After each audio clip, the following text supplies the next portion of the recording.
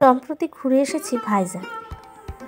অনেকবার শুনেছি অনেকের মুখে ভাইজ্যাক ভাইজ্যাক, কিন্তু কখনো না সেইভাবে যাওয়ার ইচ্ছে হয়নি, কারণ এই জায়গাটার সম্বন্ধে আমি একদমই অপরিচিত ছিলাম।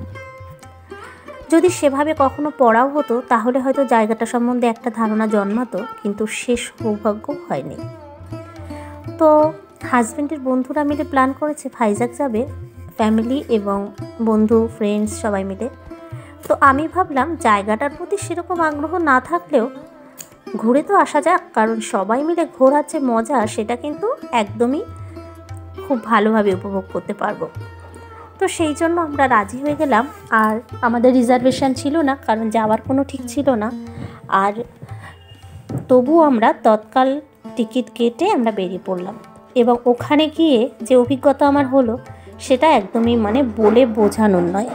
এত সুন্দর অভিজ্ঞতা, আমি ভাবিনি যে ভাইজ্যাক এত সুন্দর হবে।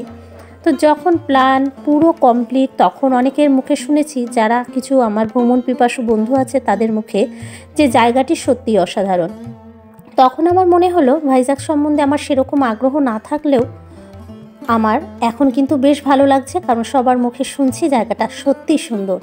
একজন আমাকে বলেছিল যে ভাইজ্যাকে পাহাড় আর সমুদ্র মিলেমিশে একাকার হয়ে গেছে, এটা দেখতে সব থেকে দারুণ লাগে। সত্যি বন্ধুরা, আমি এখন দু চোখ ভরে সেই দৃশ্যটা উপভোগ করছি এবং একটু একটু করে ক্যামেরাবন্দি করছি আপনাদের সাথে শেয়ার করার জন্য। আশা করছি আমার যতটা ভালো লাগছে ভিডিওটি আপনাদেরও ঠিক ততটাই ভালো লাগছে।